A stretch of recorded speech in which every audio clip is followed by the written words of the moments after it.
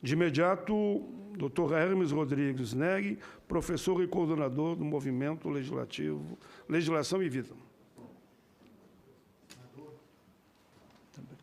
Senador Paulo Paim, presidente dessa audiência pública, prezados participantes da mesa, demais senadores e participantes aqui presentes.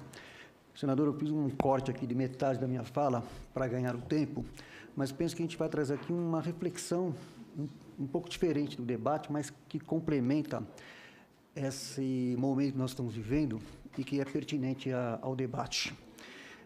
No debate sobre a crise previdenciária, muitas vezes as soluções apresentadas são prioritariamente economicistas, sem levar em conta as suas causas e a dimensão humana do que está em jogo e, portanto, do que realmente precisa ser feito para que seja possível garantir a velhice digna, como também o trabalho digno, sem que a dignidade requerida seja garantida apenas pelo Estado ou também comprometida pelos excessos do mercado. A crise previdenciária é consequência de duas outras crises mais graves: a crise da família e a crise do trabalho, também a crise do welfare state. E mais ainda, a crise do sentido e dos fundamentos da vida humana. A crise da família está no contexto de conjura contra a vida, de fratura e desmonte da instituição familiar por forças econômicas, políticas e culturais que agem sistematicamente desde o final da Segunda Guerra Mundial, com uma agenda de reengenharia social, de controle populacional e do comportamento humano e pressupostos ideológicos que atentam contra a lei natural e a ordem moral objetiva. Como resultado disso, tivemos a crescente queda de fecundidade e atomização da sociedade, cujos vínculos familiares foram perdendo solidez. Contracepção, esterilização e aborto fazem parte da estratégia de redução demográfica. A tendência é chegar em 2 décadas, senador, com essa redução, ao crescimento negativo, com a inversão populacional e as terríveis consequências decorrentes disso, o aumento da pobreza e da violência. Aí sim o problema assumiria uma proporção de enorme desestabilização social, pois a principal riqueza de uma sociedade é o capital humano. Por isso, que quanto mais reduzida e desestruturada a família, mais atomizada a sociedade, com menos chance de crescimento econômico e produtividade. Sabe-se que quanto maior a queda na natalidade, maior o envelhecimento. A crise econômica da Europa, no começo desse século XXI, por exemplo, deve-se muito ao seu inverno demográfico, com seu sistema previdenciário deficitário, seu déficit fiscal, etc. Com menos nascimentos ou nascimentos em situações de desestrutura familiar, pergunta-se: como ficará o sistema previdenciário com uma população cada vez mais reduzida, com mais idosos do que jovens, com mais custo sanitário, elevando ainda mais o custo da Seguridade Social? A diferença é que os países de alta renda per capita, o que não é o caso do Brasil, de grandes diferenças regionais, suportam mais tempo a crise econômica decorrente da queda de fecundidade. Mas, no nosso caso, se a tendência se mantiver no mesmo ritmo, a inversão populacional agravará as condições, as situações de pobreza em nosso país, comprometendo assim o nosso capital humano, pois é óbvio que os mais fragilizados da sociedade não terão capacidade de poupança e ficarão vulneráveis, sem meios adequados que permitam, assim, a velhice digna.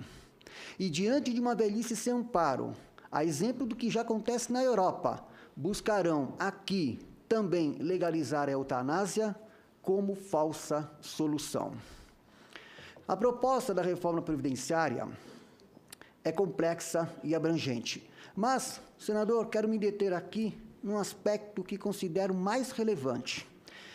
Pela primeira vez, desde 1940, quando foi instituído o sistema de previdência social no Brasil, propõe-se a substituição do regime de repartição para o de capitalização individual, substituição, como expressa no artigo 201-A da PEC 6. Esse talvez seja o ponto mais controverso e mais impactante da reforma, e que requer cuidadosa reflexão e melhoramento da proposta. O desmonte da Previdência Pública, que começou com a desvinculação das receitas da União, DRU, e também com a crescente dívida de grandes empresas, compromete um modelo de pacto social decidido pelos constituintes de 1988, que quiseram dar robustez não apenas à Previdência, mas também à Seguridade Social, da qual ela faz parte.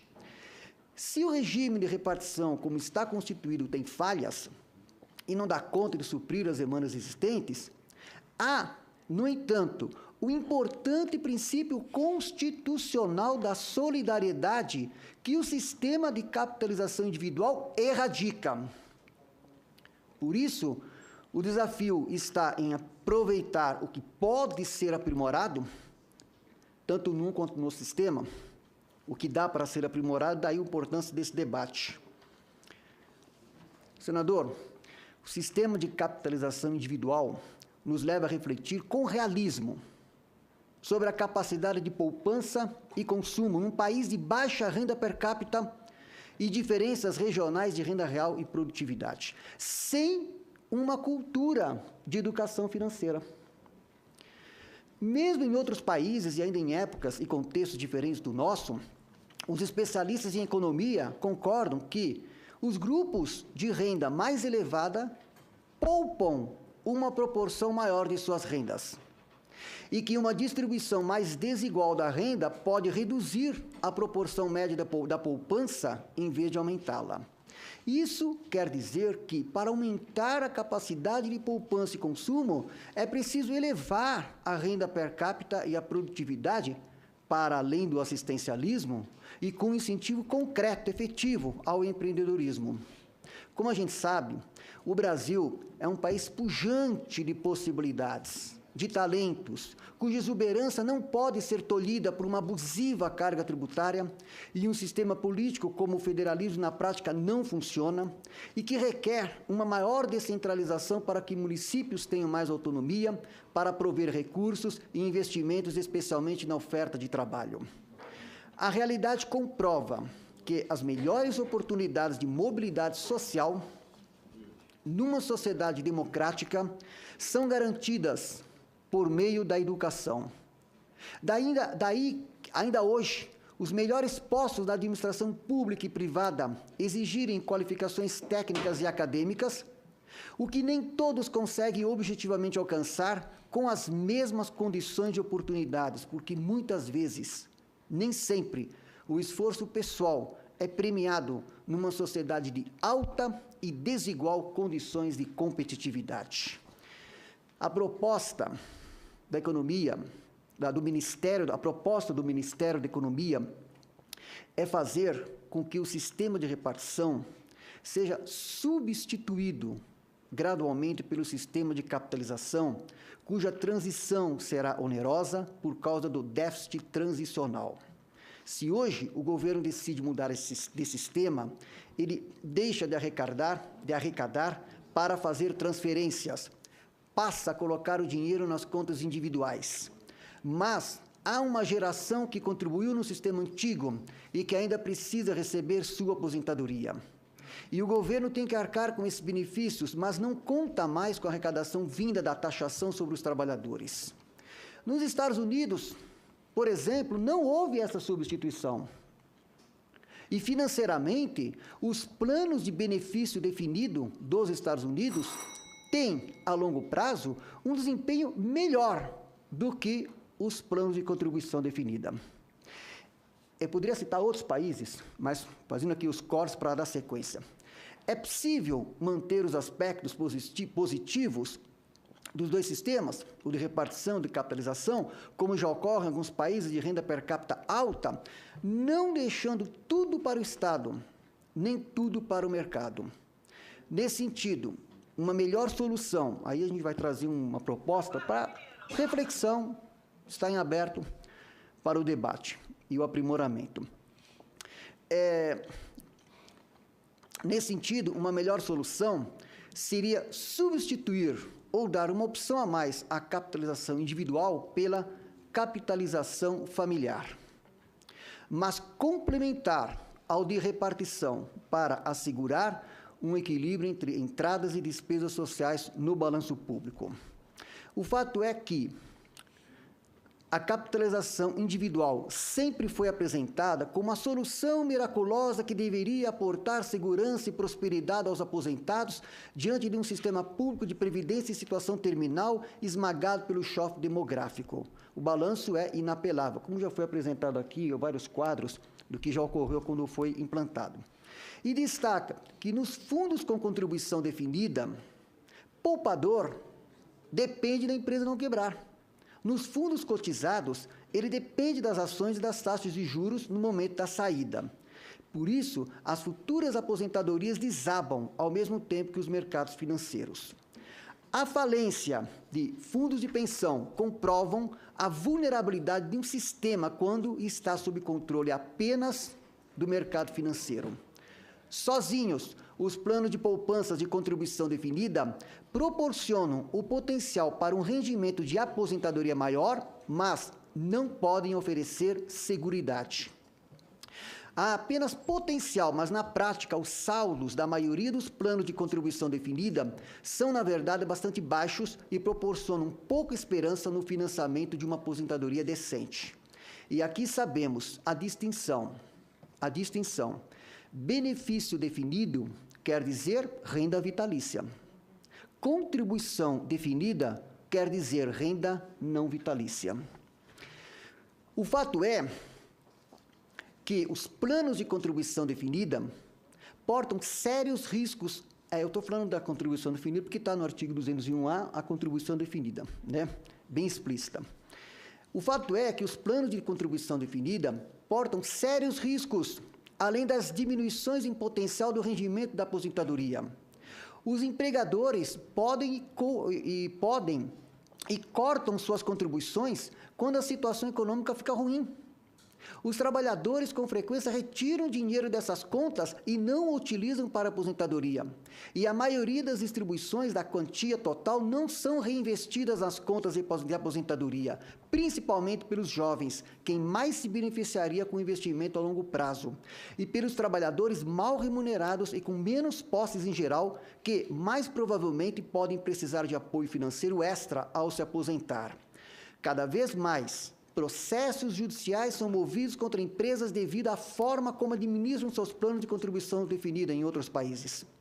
E mais, ao passar dos planos de benefício definido para os de contribuição definida, os empregadores se livram dos custos, mas eles fazem isso transferindo o risco e os custos para os trabalhadores. O aspecto mais grave da PEC 6 está contido no artigo 201A, quando diz: instituirá novo regime de previdência social, organizado com base em sistema de capitalização na modalidade de contribuição definida, de caráter obrigatório para quem aderir. Senador, a experiência de outros países mostram que o regime de capitalização, quando coexiste com a repartição, a exemplo dos Estados Unidos, preza pela previdência pública até hoje, pois 39,2% dos americanos idosos teriam renda abaixo da linha oficial da pobreza se não contassem com os benefícios da Previdência Social. Pode trazer algum ganho se a modalidade de contribuição definida for complementar ao regime de benefício definido, como muitos fazem para oferecer um rendimento maior na aposentadoria. Entretanto, do ponto de vista do sistema de aposentadoria, as poupanças pessoais são qualitativamente diferentes da Seguridade Social e dos planos de benefício definido. As poupanças não possuem a garantia e a previsibilidade desses outros componentes do sistema de aposentadoria. Os poupadores podem facilmente durar mais que suas economias ou começar a acessá-los muito antes de sua aposentadoria. Para piorar, poupar o suficiente para uma aposentadoria decente é difícil para muitos trabalhadores. E ainda, a mudança dos tradicionais planos de benefício definido para planos híbridos têm piorado os pagamentos de benefícios para alguns trabalhadores e diminuído a prevalência de alguns deles, como a aposentadoria prematura subsidiada. Assim, defender o sistema de aposentadoria requer não apenas a promoção dos planos de benefício definido, como uma questão geral, mas também a promoção e a defesa de planos bem elaborados. E mais, da mesma forma, ao mesmo tempo em que ressalta os problemas sérios dos planos de contribuição definida, reconhece que tais planos, se usados de forma apropriada, podem desempenhar um importante papel no preparo dos trabalhadores para a aposentadoria. Senador, para concluir, o texto do artigo 201-A é explícito nas características do regime de capitalização proposto. Contribuição definida. Sabe-se o quanto é recolhido, mas não se delimita o benefício a receber, que dependerá do saldo constante da reserva individual. Conta vinculada para cada trabalhador, isto é, capitalização individual, sem qualquer perspectiva de solidariedade. Proibição da utilização desses recursos pelo governo. O sistema nocional de contas virtuais, como prevê o artigo 201-A, apresenta o risco de mascarar o passivo atual e deixar as novas gerações com benefícios insuficientes. Além disso, cabe ressaltar que os dados da realidade mostram que mais pobres da sociedade são os que mais dificuldades encontram por um emprego regular, sobrevivendo como podem no mercado informal e, mais ainda, honestamente, são solapados muitas vezes por quem tem mais meios, mais influência, mais oportunidades.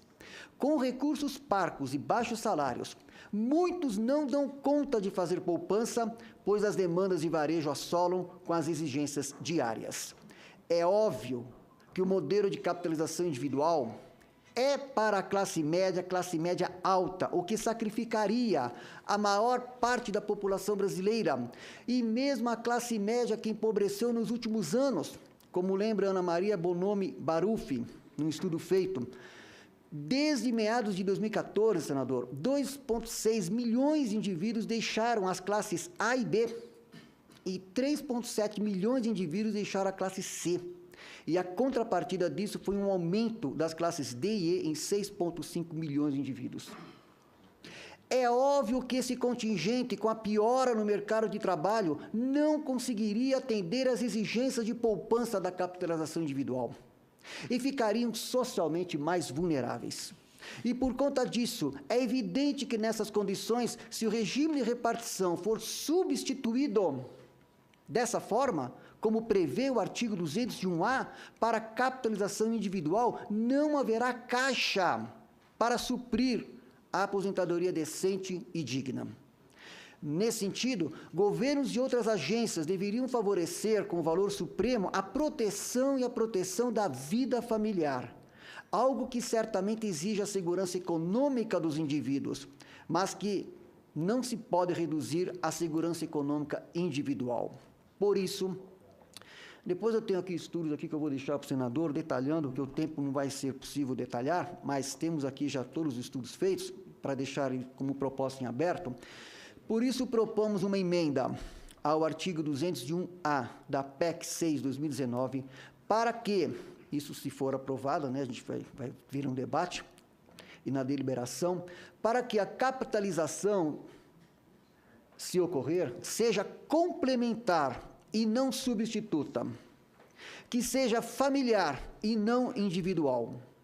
A capitalização familiar seria uma contribuição inédita ao modelo previdenciário brasileiro, nos moldes de plano de previdência fechada, cujos fundos instituídos e ativos seriam geridos não por bancos ou operadores do mercado financeiro somente, como na capitalização individual, nem pelo governo, como no modelo de repartição, mas por associações de família, legalmente constituídas e fiscalizadas pela Superintendência Nacional de Previdência Complementar, PREVIC.